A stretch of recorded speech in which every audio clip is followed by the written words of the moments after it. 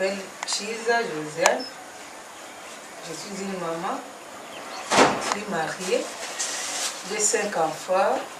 Et mon reste, c'est après mon mari ici à Kampala. Je suis une réfugiée congolaise. Donc de la RDC Congo.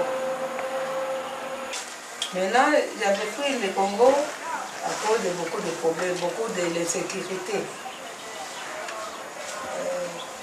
De l'insécurité causée par les militaires du gouvernement. Ils ont coupé mes 3 enfants au dos.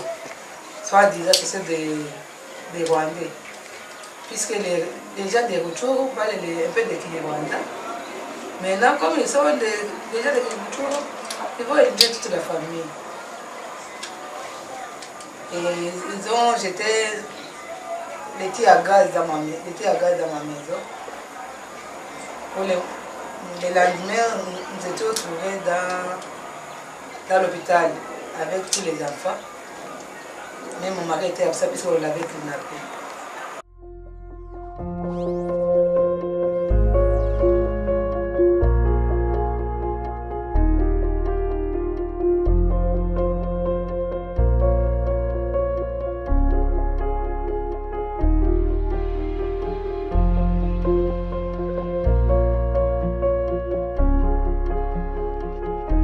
Il y a 2 qui m'ont dit d'aller dans la chambre pour lui donner de l'argent. J'ai dit, je n'ai pas d'argent.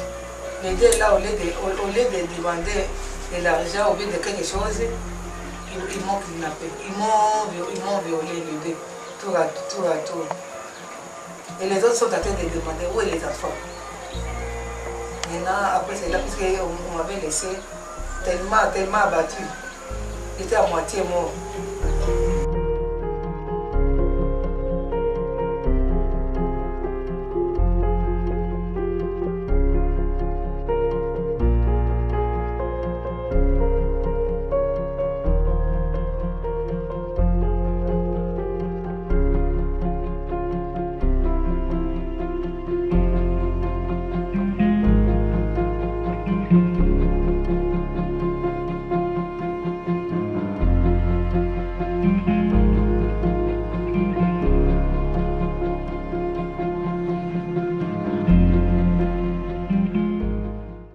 On a tiré la balle En Congo. au Congo.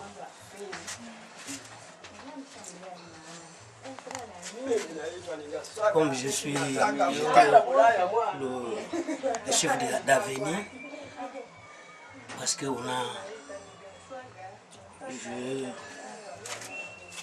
chef d'avenir, c'est comme qui gardait le village. Alors, je suis là. Le rebelle, on a besoin de... Parce que chez nous, nous sommes, nous avec les Rwandais, je suis comme chef d'avenir, je lui dis, ne bouge pas, c'est ton. Et c'est ton. Alors, mes amis n'ont pas besoin de... On a vu que je suis contre le régime. Alors,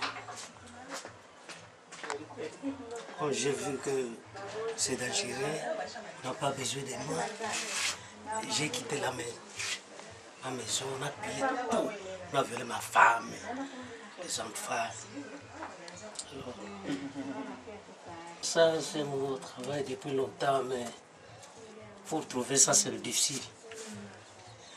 Il n'y a pas moyen d'aller aux forêts. Voilà. Moi, j'ai quitté la maison au moment où on a venu pour me rechercher. Alors, j'ai laissé ma femme avec les enfants. J'ai quitté moi-même. J'ai quitté à Kabambare. Alors, à mon absence, on a violé ma femme. Parce que je n'étais pas là. Alors, vous voyez, chez nous, à cause de problèmes de guerre, vous savez, ça donne problème beaucoup.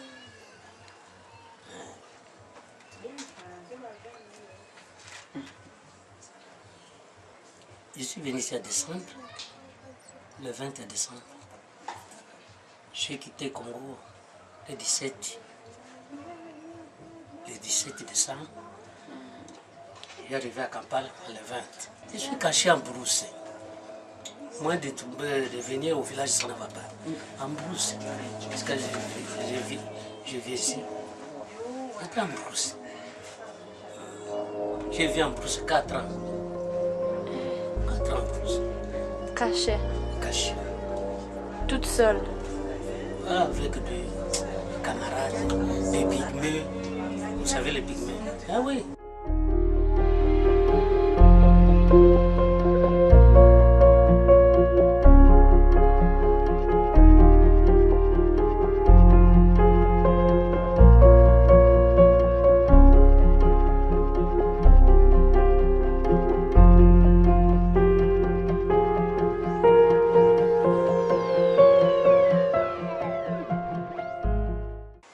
J'ai pris les nécessaires, les documents que j'avais dans ma sac et les petits papiers nécessaires. On est allé à un ami de mon mari, dans d'autres quartiers. Comme les enfants ont déjà habitué d'aller partout dans des amis, dans l'église, ils m'ont dit, maman, on part où encore? J'ai dit, aujourd'hui on va partir chez un ami pour dormir là-bas, puisque je ne me sens pas bien. J'étais en ville, mais la situation n'est pas bonne. On était partis à retour avec mes enfants vers 20h. Traumatisé, je n'ai jamais vécu à Rutshuru, puisque Rutshuru était un village. Et là-bas, il y a toujours de l'insécurité. Nous sommes allés là-bas avec mes enfants. Ils ont accueilli très bien. L'ami là est rentré encore à Goma. C'était bien là-bas, bien accueilli. J'ai exposé mon cas à ses papas. C'est d'autres amis. Il s'appelle Manon. J'ai exposé mon cas là-bas. Il a dit ok, pas de problème, dormez d'abord. Mais malheureusement, vers 4h du matin, il est venu dans ma chambre. Il a dit maman, j'ai à vous parler. Il était avec sa dame. Il était assis au salon. Il m'a dit, vous voyez ici, soyez le bienvenu, mais moi je vous aime beaucoup. Puisque ton mari était mon grand ami et il m'a aidé beaucoup ici à Rutshuru. Il était mon patron personnel et comme des chats. Mais il n'y a pas moyen que vous restez ici. Puisque si les gens d'ici connaissent que vous êtes ici, on va vous tuer et me tuer aussi. S'il y a moyen, il vaut mieux quitter ici. Et il avait dit d'aller où? Il est parti où il ne connaît rien, il ne connaît quel milieu ici. Non, il m'a dit non, puisque si vous traversez Kisoro c'est tout près de Rutshuru. Ça c'est dangereux, puisque c'est les militaires, les Congolais entrent là-bas free. S'il y a moyen, aller à Kampala. Oh baby na binodi. Bimboyo salangai niniye, bimboyo lesangai niniye, wapi moyenga na linga mobali mososo, papa.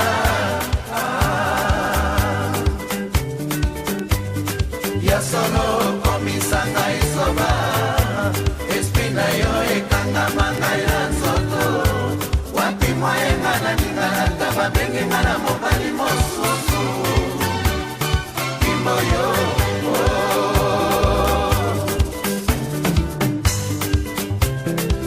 Que cosa, Nico?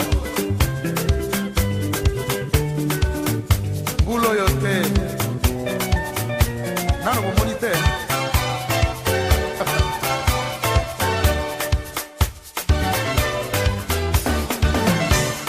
Bimoyo salangai niniye, bimoyo lesangai niniye, wapi moyenga na linga mobali. Actuellement, on vit en Ouganda, la capitale Kampala. La vie ici, tout à fait, n'est pas facile parce que ce qui nous oblige d'abord pour la première fois, c'est connaître la langue parler le Luganda. En Ouganda, c'est pas facile. En plus, l'anglais. Ça nous est très difficile quand nous partons au marché, trouver quelque chose, c'est pas à manger, s'exprimer. Des fois, on peut même remonter les prix des choses parce que tu ne connais pas parler. Une année et demie ici, j'ai une année et demie, mais dans cette une année et demie, je me rends compte que petit à petit, peut-être si j'ai parlé l'anglais, j'aurai peut-être quelque chose et je vais m'habituer pour que je trouve une connaissance qui pourra peut-être me faciliter un boulot ou quoi. Mais vraiment pas facile comme je le croyais. C'est Boz Bolichi. Je suis ici à Kampala depuis 2011, donc ça fait 3 ans maintenant. Donc en fait, comme mon frère vient de le dire, nous avons un problème de barrière. Donc il y a la barrière de communication, la langue donc, qui est un peu étrangère et puis ce n'est pas vraiment assez difficile. Donc surtout les enfants qui sont ici, qui sont nés ici, c'est un peu facile. Mais pour nous qui sont venus, c'est un peu âgés, vraiment c'est pas difficile pour maîtriser la langue d'ici. Alors comme tu ne connais pas la langue d'ici, tu peux aller au marché pour acheter quelque chose. Alors le fait de discuter le prix, tu discutes peut-être en français ou bien tu discutes en swahili. Alors eux disent, ah ces gens ici sont des gaga. Donc gaga qui veut dire riche. Ils viennent du Congo. Bazaï, ils sont toujours riches. Les Bazaïs, ils ont de l'or. Alors faisons rehausser le prix. Donc pour la nourriture, ici ça va un peu. Vous voyez au Congo avant, quand il n'y avait pas la guerre, les femmes, donc pour cultiver, la culture c'était facile. Donc les vivres, donc les gens avaient des vivres facilement. Mais pour le moment c'est difficile même pour cultiver, pour aller au champ. Parce que les femmes sont violées là au champ. Alors personne n'y va pour cultiver. Alors même là au Congo c'est juste la nourriture est un peu chère. Mais ici ça va un peu. Donc on peut avoir même 5 tomates à 500 shillings. Ça passe. Hein? Vraiment je vois la vie tellement difficile. Parce qu'on paie les loyers. On paie les loyers. On paie le courant, l'eau. En tant que réfugiés, nous n'avons pas des assistances. Vraiment, c'est difficile. Même vous pouvez faire même 2 jours sans toutefois manger. Mais si vous passez au marché, vous allez voir des nourritures au marché. Mais tu ne peux pas avoir pas d'argent, pas de nourriture. Pour gagner quelque chose ici, il faut avoir quelques business que tu es en train de faire. Et pour avoir le capital de ça, c'est ça le problème. Parce que dans nos bureaux ici de réfugiés, il n'y a pas des assistances. On ne peut pas te donner même l'argent pour commencer, pour faire quelques business, pour commencer. On ne peut pas te donner ça. On te dit que débrouillez-vous. Il y a nos mamans ici qui vendent des chaînettes, des bijoux, des pagnes. Mais en vendant ça, s'ils se passent dans le quartier, il y a des gens qui les escroquent. Ils sont violés, voler les biens, c'est ça le problème qui est ici. Mais il n'y a pas de moyen de mettre une petite boutique. Si on met une petite boutique là-bas, il reste là-bas, les clients viennent, vraiment, il sera mieux. Mais pour nous, parce qu'il n'y a pas de moyens, c'est difficile pour ma femme. Être marié, c'est difficile.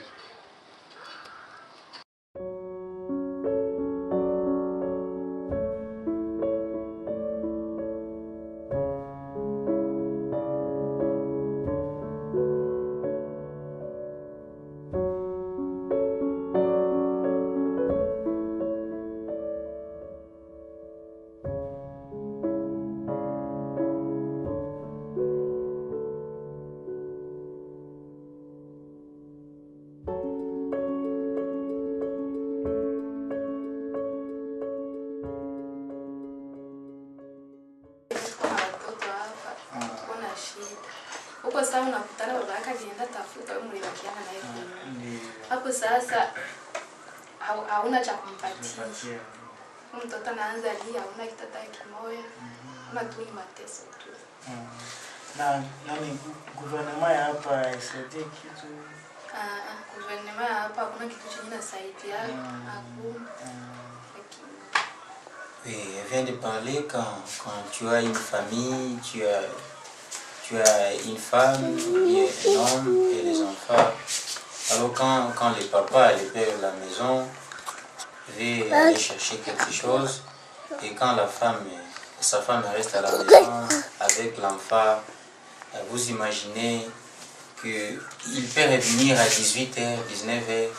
Alors l'enfant va commencer à poser des questions à sa maman, à sa mère. Maman, qu'est-ce que je vais manger?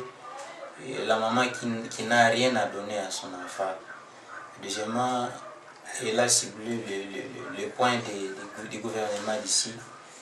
Elle a montré combien de fois que vraiment le gouvernement n'aide personne dans toutes les difficultés qui se passent ici à Kampala, qui se vivent les problèmes en tant qu'un réfugié ou bien, je ne sais pas comment dire, mais elle a annoncé que vraiment rien d'aide pour le gouvernement.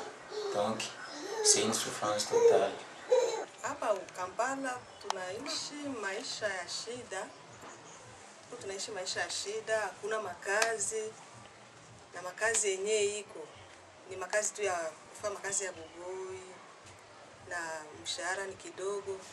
Sasa vile niko na mtoto wangu hivi alienda kukazi. Alikuwa anatumika kazi moja mbele ikaisha. Hivi alipata ile kazi, sasa ile kazi na ubiko nampa makuta kiloko. Gisi ya kusema aishi mzuri, tuishi mzuri haifai kabisa. Na bwanangu hana kazi. Tuko tu hapa, watoto hapa wasomake. Tuko tu hapa hivi kunyumba.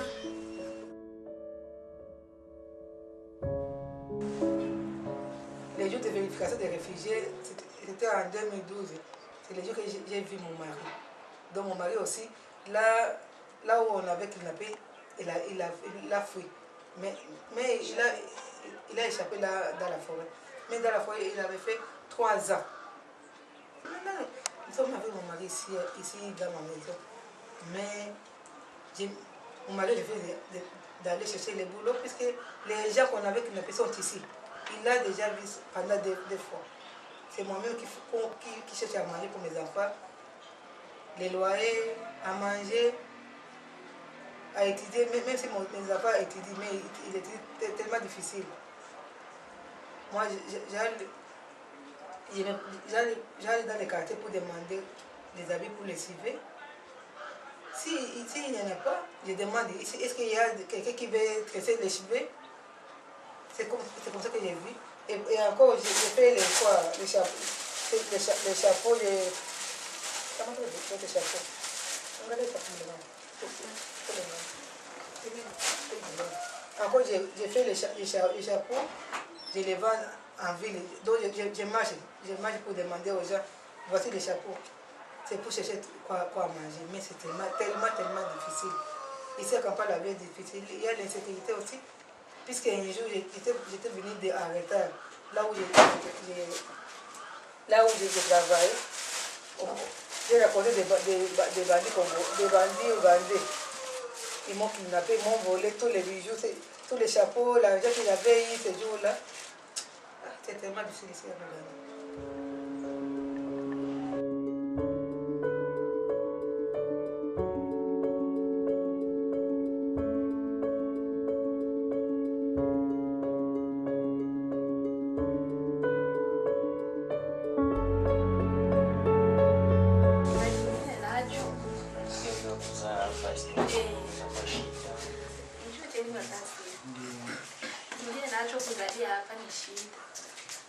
Nakumbuka siku nilienda zala huyu. Balisikia tu niko Mkongomani. Wakafika wanapandisha bei. Vitu vya nchi kwa tunavyo wakafika wanatuambia sema ongeze kwa vingine. Wakisikia tu uko Mkongomani wanafika wanapandisha bei ya kitu. Tena ukuzalisha, watakuzalisha kisiba nazalisha Muganda. Wewe wanakuzalisha kisiba na peni. Wewe hauko mtu wa kwa. Kisiba nakuzalisha mbaya. Elle vient de dire encore que quand elle était grosse, parce qu'elle a eu cet enfant ici, ce garçon, ce petit gamin ici, avant de trouver ce garçon, elle était à l'hôpital. Et quand elle était là, on l'a posé une question. Avant de mettre au monde, on l'a posé une question. Si tu es ougandaise ou congolaise. Et lui a été fier de dire ce qu'elle est. Que non, je suis congolaise. Mais quand ils ont dit que c'est une congolaise, ils ont dit non, non. Dans leur cœur, ils n'ont pas même eu encore la volonté de bien traiter cette femme. Donc c'était vraiment difficile pour qu'elle trouve amour ici, ce petit garçon.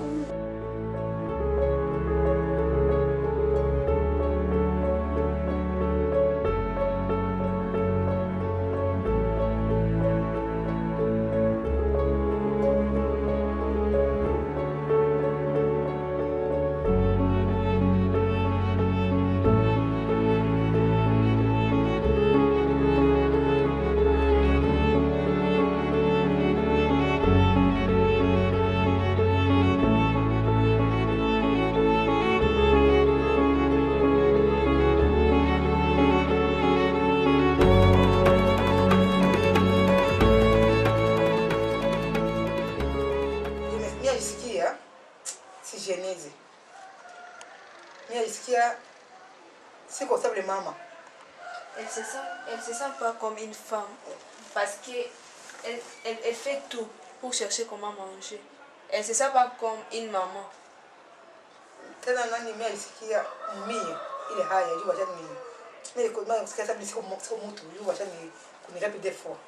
Elle a une honte en elle parce qu'elle est violée des fois.